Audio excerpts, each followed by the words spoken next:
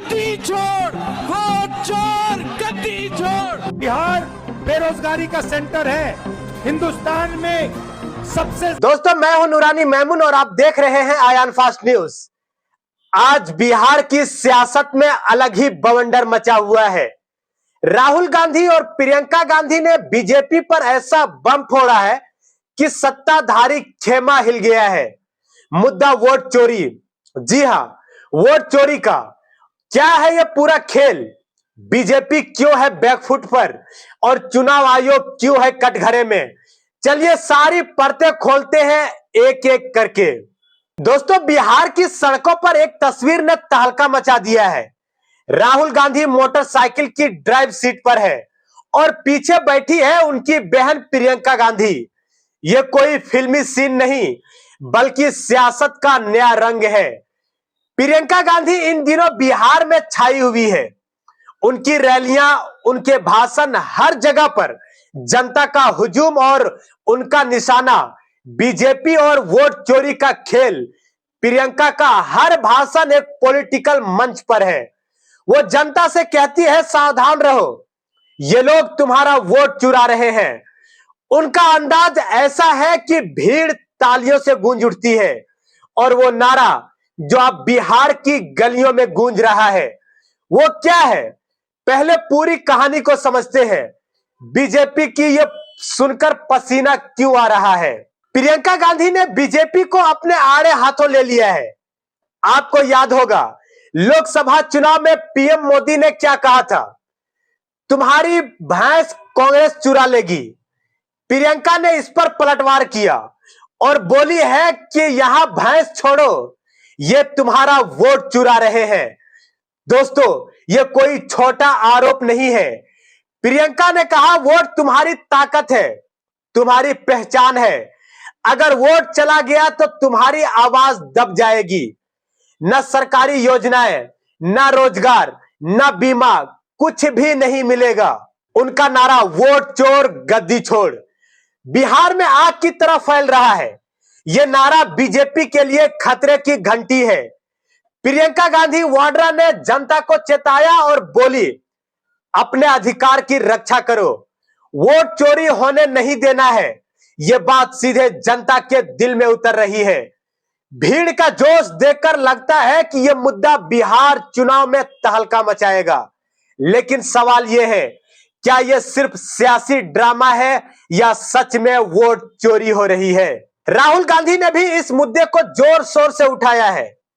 उन्होंने गृह मंत्री अमित शाह के उस बयान को निशाना बनाया जिसमें शाह ने संसद में खड़े होकर कहा था बीजेपी अगले 30-40 साल तक सत्ता में रहेगी। राहुल ने तंज कसा, यह कॉन्फिडेंस कहां से आता है? क्या इन्हें जनता का मन पढ़ने की जादुई शक्ति मिल गई है या फिर इसके पीछे कोई और खेल है? राहुल का इशारा साफ था। वोटर लिस्ट में हेराफेरी को लेकर उन्होंने कहा जब वोटरों के नाम काटे जाते हैं, नए नाम जोड़े जाते हैं और सीटों का खेल हो जाता है, तब कोई इतनी कॉन्फिडेंस से 40 साल सत्ता में रहने की बात कर सकता है। राहुल ने जनता से अपील की है कि इस खेल को समझो, अपनी आवाज को दबने मत दो। दोस्तों, आखिर बीजेपी को इतना यकीन कैसे है? क्या वोट चोरी का खेल पूरे बिहार में चलेगा? और अगर हां तो इसके पीछे कौन है? चलिए अब एक ठोस उदाहरण देते हैं जो इस मुद्दे को और भी साफ करता है। दोस्तों, अब बात मेरठ की है।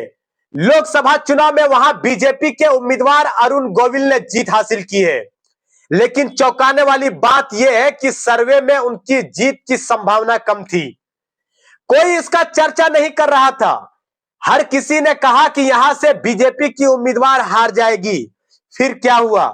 दावा है कि वोटर लिस्ट में बड़े पैमाने पर हेराफेरी हुआ। 25,000 वोटरों का नाम काटे गए और 1 लाख नाम जोड़े गए। नतीजा क्या निकला? गोविल वहां से 10,000 वोटों से जीत गए। सवाल यह है कि इतने बड़े पैमाने पर वोटर लिस्ट में बदलाव कैसे? और यह सिर्फ मेरठ की बात नहीं है। बिहार, बंगाल और देश के कई हिस्सों से ऐसे ही आरोप उभर रहे हैं। जनता पूछ रही है ये क्या खेल है और जवाब कौन देगा।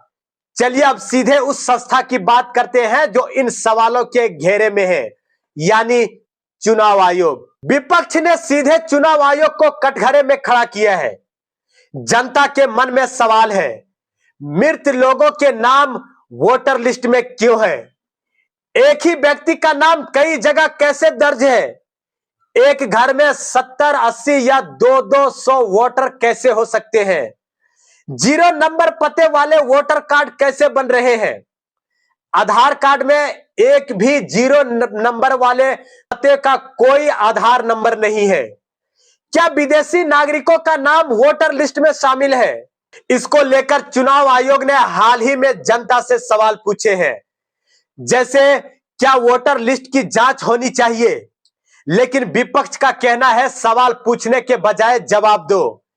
एक संवैधानिक संस्था का काम निष्पक्ष चुनाव सुनिश्चित करना है, ना कि जनता से सवाल पूछना है। अगर आधार कार्ड में 0 नंबर का पता नहीं हो सकता है तो वोटर कार्ड में यह कैसे हो गया? ये सवाल सीधे चुनाव आयोग की विश्वसनीयता पर चोट करते हैं। जनता पूछ रही है, क्या आप हमारी आवाज की रक्षा करेंगे या सिर्फ सवाल पूछते रहेंगे? दोस्तों, यह मुद्दा अब सिर्फ कांग्रेस का नहीं रहा। तेजस्वी यादव, अरविंद केजरीवाल, अखिलेश यादव और ममता बनर्जी सब इस मुद्दे को जोर शोर से उठा रहे हैं।